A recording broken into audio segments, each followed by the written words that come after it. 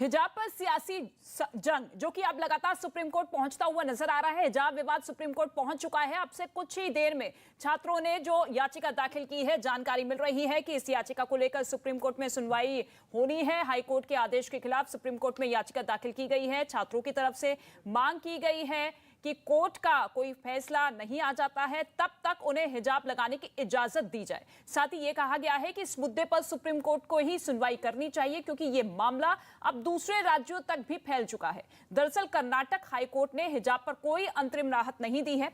अगली सुनवाई तक स्कूल कॉलेज में हिजाब या स्कार्फ न पहनने के निर्देश दिए गए हैं। सोमवार को फिर कोर्ट में सुनवाई होनी है, लेकिन सबसे बड़ी अदालत क्या कुछ फैसला इस याचिका पर सुनवाती है, इस पर सभी की नजर टिकी हुई है। एहतेशाम इस वक्त मेरे सहयोगी मौजूद है। एहतेशाम, इस याचिका में क्या कुछ कहा गया है छात्रों की तरफ से?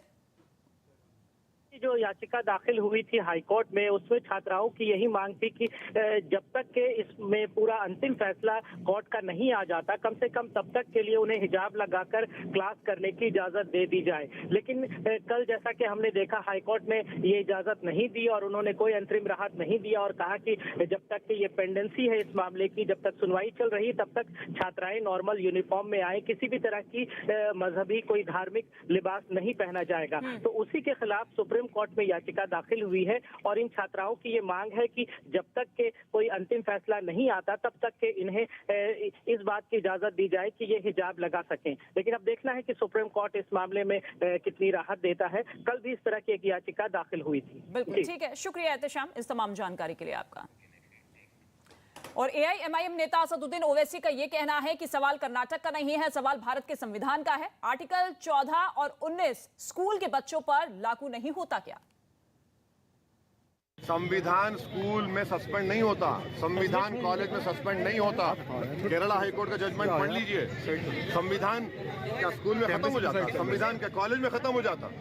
क्या संविधान का article 14, article 19, article 21, article 15 school के बच्चों को और कॉलेज के लड़कियों को अप्लाई नहीं होता? कौन सी बेटी बचाओ बेटी पढ़ाओ की पॉलिसी सरकार की? और वहीं बीजेपी नेताओं ने इसे ओवैसी के दिमाग का फितूर बता डाला है। कहा है कि इस मामले को उकसाने का प्रयास किया जा रहा है और यह कहा कि ड्रेस कोड को सबको मानना चाहिए।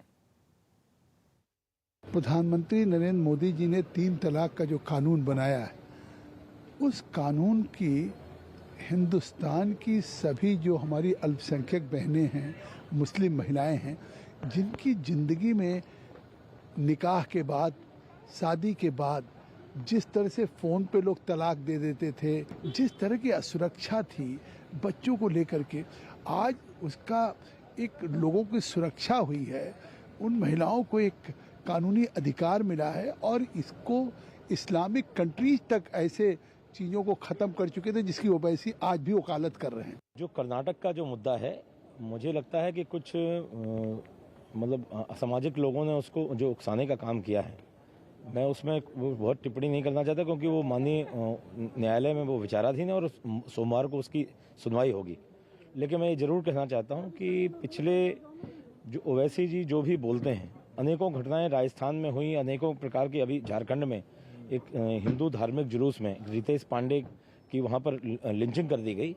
अगर वो इतना बोलते हैं, कानून को अच्छी तरीके से जानते हैं और समझते हैं, तो उनको इस विषय पर भी बोलना चाहिए। केवल अपने वोट बैंक बढ़ाने के लिए इस प्रकार की अनर्गल जो अनाप शनाप बातें करते हैं। मुझे लगता है कि हिजाब और कोई भी हो, हिजाब हो या कोई भी जो पोशाक हो, वो इंस्टीट्यूशन का ड्रेस कोड को मानना चाहिए। अब एजुकेशनल इंस्टीट्यूट में क्यों हिजाब वो पहनेंगे? आज कांग्रेस का कल प्रियंका गांधी ट्वीट किए हैं, बहुत कुछ लिखे हैं उसमें, लेकिन उनका जो सरकार है राजस्थान में, वो सरकार एजुकेशनल इंस्टीट्यूशन में घुमटा जो है वो बंद कर दिया, वो इट इज़ बैंड। तो अपना सरकार जो है वहाँ पर आप बैन कर रहे हो और दूसरे का सरकार में जाके आप बोल रहे हो कि ये गलत बात है। ये तो बहुत गलत बात है। एजुकेशनल इंस्टीट्यूशन और रिलीजन को अलग होना चाहिए।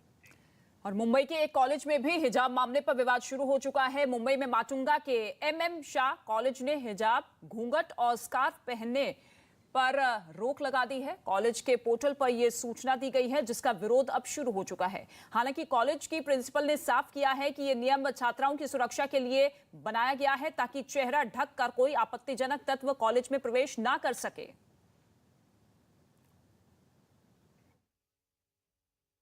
पास्ट में ऐसे इंसिडेंसेस हुए हैं जिसमें बच्चे मतलब मेल या बच्चे तरुण युवक यहाँ पे कॉलेज में कुछ हिजाब पर कुछ अलग अटायर करके आते थे और बच्चे उनको परेशान करते थे। जब ये इंसिडेंसेस बढ़ने लगे तभी हमने ये डिसीजन ले लिया कि इस तरह का कोई भी अटायर करके बच्चों को क्लास में नहीं बैठने देंगे। तो कर्नाटक से शुरू हुआ हिजाब विवाद अब कई राज्यों से होता हुआ उत्तर प्रदेश तक पहुंच गया है। मामला यूपी के जौनपुर का है, जहां के तिलकधारी कॉलेज में पढ़ने वाली छात्रा ने आरोप लगाया है कि हिजाब पहनने की वजह से टीचर ने उसे क्लास से बाहर निकाल दिया। कॉलेज के प्रिंसिपल के मुताबिक उनके पास ऐसी कोई शिकायत नहीं आई है और शिकायत आती है तो वो मामले की जांच करवाएंगे। मैं हमेशा की तरह क्लास में हिजाब लगा कर गई, जिससे सर आते ही मुझसे पूछे कि ये तुम क्या लगाई हो। हमने कहा कि हमने हिजाब लगाया हुआ है। उन्होंने कहा इस टाइम जो कर्नाटक में हो रहा है गर्ल्स मुस्लिम महिलाओं के साथ बहुत अच्छा हो रहा है, उस तरह का नियम अपने यूपी में भी लागू होना चाहिए। चूँकि मामला मीडिया के माध्यम से संज्ञान में आया है तो मैं इसकी जांच करवाता हूँ और मैंने छात्रा को और छात्रा के पिता को और संबंधित व्यक्ति को बुलवाया है और देखता हूँ पूरे प्रकरण की जांच करता हूँ, फिर आगे जो उचित होगा कार्रवाई की जाएगी। और कर्नाटक के इस मामले पर सियासी बहस भी तेज हो गई है। सहारनपुर की रैली में पीएम मोदी ने इशारों में हिजाब विवाद पर कहा कि मुस्लिम बेटियों को बरगलाया जा रहा है। मोदी की तारीफ में मुस्लिम बहनों के बयान, उनके वीडियो देखकर इन ठेकेदारों को लगा कि इन बेटियों को रोकना होगा, ये इतनी बड़ी मोदी के तरफ में चली जाएगी तो घर में ही उनका राज आ जाएगा।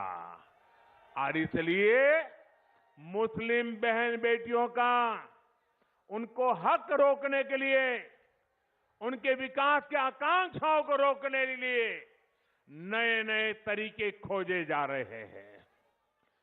वो लोग मुस्लिम बहनों को बरगला रहे हैं ताकि मुस्लिम बेटियों का जीवन हमेशा पीछे ही रहे।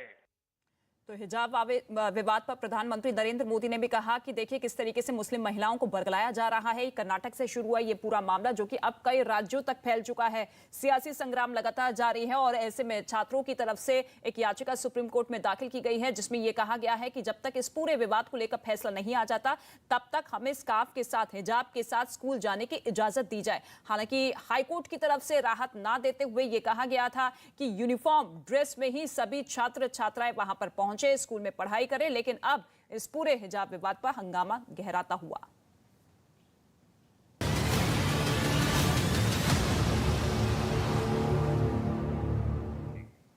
और अब खबर उत्तर प्रदेश के उन्नाव से, जहां 2 महीने से गायब हुई एक लड़की की मिस्ट्री सुलझाने के लिए यूपी पुलिस ने जमीन तक खुदवा डाली। उन्नाव के जिस खेत से शव बरामद हुआ वो समाजवादी सरकार में राज्य मंत्री रहे फतेह बहादुर सिंह का है और उनके बेटे रेजोल सिंह पर लड़की की हत्या का आरोप है, जो इस वक्त जेल में बंद है। आरोपी की निशानदेही पर पुलिस ने मजदूरों की मदद से जमीन खुदवाई तो 2 महीने से लापता लड़की का शव उसके खेत से ही बरामद कर लिया गया। खेत से लड़की का शव मिलने से पूरे इलाके में कोहराम मच गया।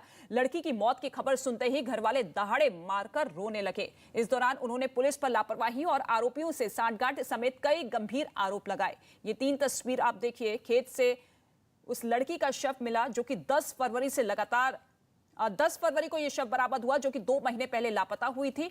और जिस आरोपी पर लगातार आरोप लगाए जा रहे थे वो फिलहाल अभी जेल में है। लेकिन अब इस पूरे इलाके में कोहराम मचता हुआ इस पूरे मामले को लेकर पुलिस के तमाम अधिकारी भी मौके पर मौजूद है। जांच पड़ताल लगातार जारी है। लेकिन परिवार वालों का साफ तौर पे कहना है कि शुरुआत में ही हमने शिकायत दर्ज करवाई थी, लेकिन कोई एक्शन नहीं लिया गया।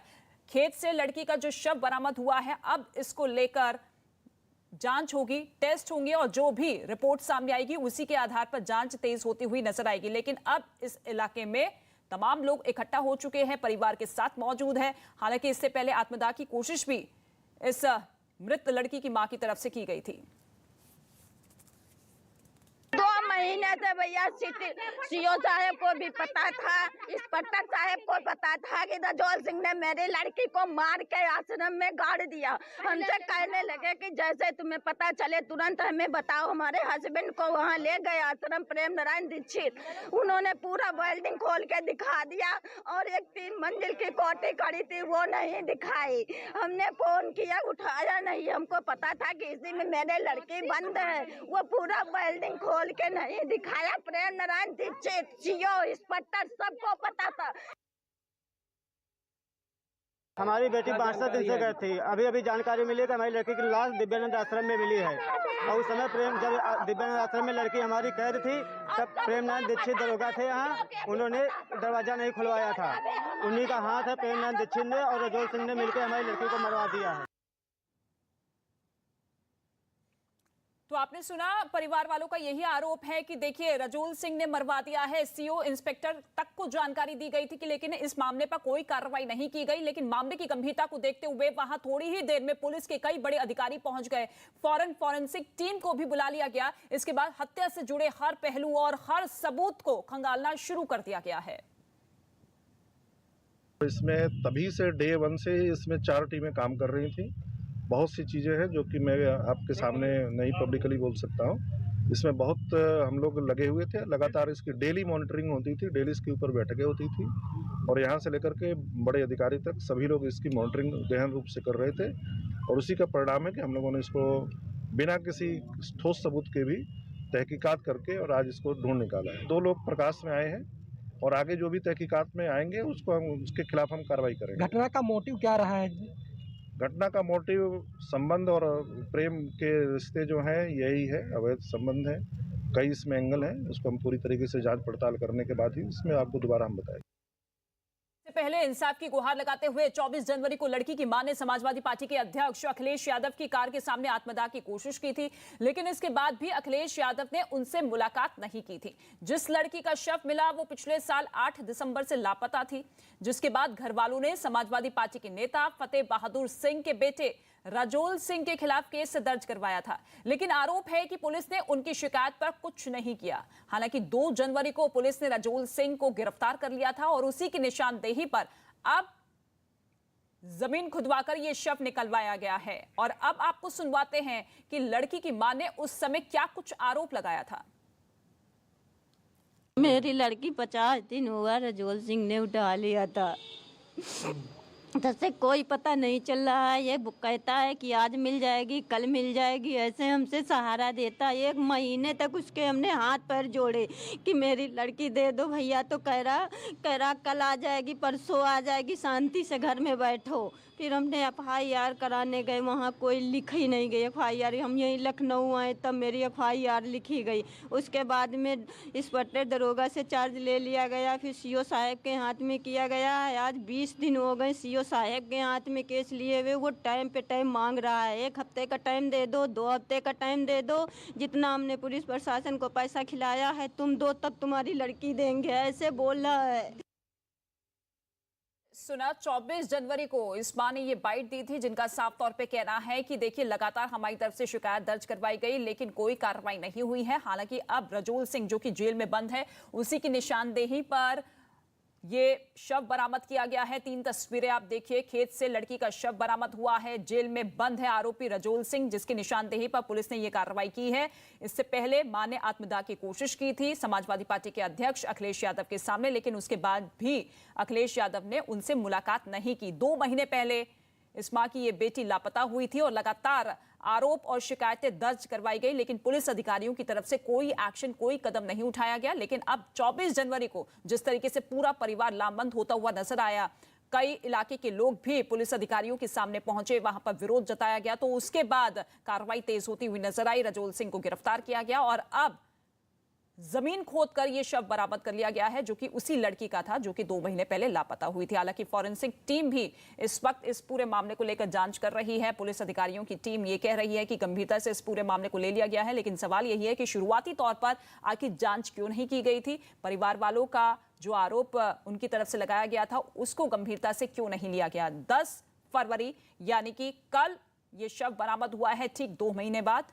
हालांकि पूरा परिवार जो कि रो रो कर लगातार शिकायतें करता हुआ नजर आया। कोहराम इस पूरे इलाके में मचता हुआ और लगातार यही आरोप कि आखिर समाजवादी पार्टी के अध्यक्ष अखिलेश यादव ने इस पूरे मामले को क्यों नहीं सुना। जब लगातार गुहार लगा रही थी, उनके सामने आत्मदाह की कोशिश भी की गई, लेकिन किसी भी समाजवादी पार्टी के नेता, किसी भी कार्यकर्ता ने इस पूरे मामले को सामने नहीं रखा। लेकिन अब इस लड़की का शव बरामद कर लिया गया है, जो कि उसी लड़की का बताया जा रहा है जो कि 2 महीने पहले गायब हुई थी, लापता हुई थी। तो खेत से लड़की का शव बरामद हुआ है। एसपी नेता फतेह बहादुर सिंह के बेटे हैं रजोल सिंह, जिनके खेत से इस लड़की का ये शव बरामद हुआ है। 24 जनवरी को गिरफ्तारी हुई थी और उसी की निशानदेही पर, क्योंकि लगातार देखिए पूछताछ जारी थी, कई सवालों के जवाब लिए गए और ऐसे में एक के बाद एक कड़ियां जब जुड़ती हुई नजर आई तो फिर जांच पहुंची उनके खेत तक, जहां से शव बरामद किया गया। और ये देखिए, वो कह रही हैं कि सीओ को इस पूरे मामले की जानकारी थी, इंस्पेक्टर तक हम लगातार गुहार लगा रहे थे, लेकिन पुलिस अधिकारियों का यही कहना था कि अब तक जितने भी पैसे हमने खिलवाए हैं वो पैसे पहले दीजिए, फिर मामले की आगे पड़ताल होगी, जांच होगी। लेकिन ये बेबस मां किस तरीके से रोती बिलखती हुई इंसाफ के लिए।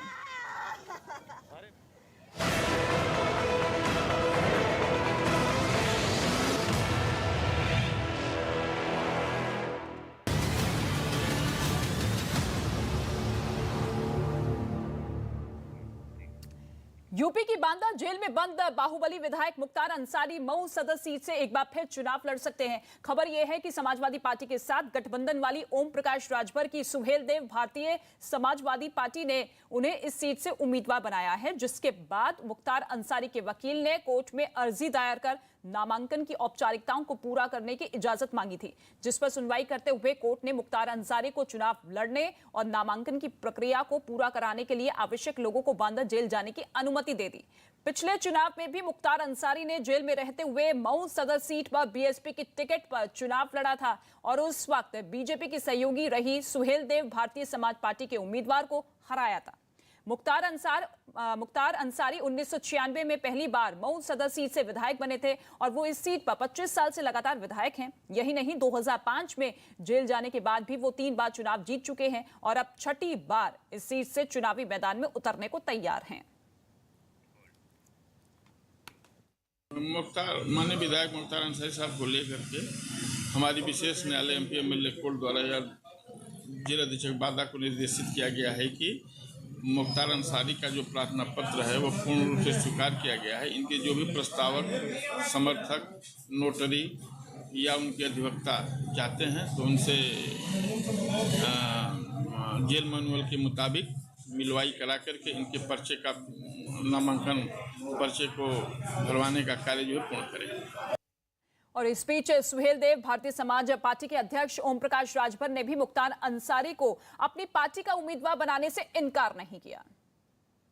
सदर से मुख्तार अंसारी को टिकट दे रहे हैं आप? अभी तक हमारे यहाँ आवेदन नहीं आया है। अब्बास और मुख्तार के लड़ने की चर्चा सुन रहे हैं, वो हमारे यहाँ आएंगे तो विचार करेंगे। कहा जा रहा है कि आप ही टिकट दे रहे हैं, जेल में आपकी मुलाकात तो हम सब दिन करते हैं, चाहे वो जहाँ रहते हैं, पंजाब रहें चाहे देश के कोनों कोने में रहे, हम चले जाते हैं, मिल के आते हैं, मिलते रहते हैं। टिकट मांगेंगे तो देंगे आप?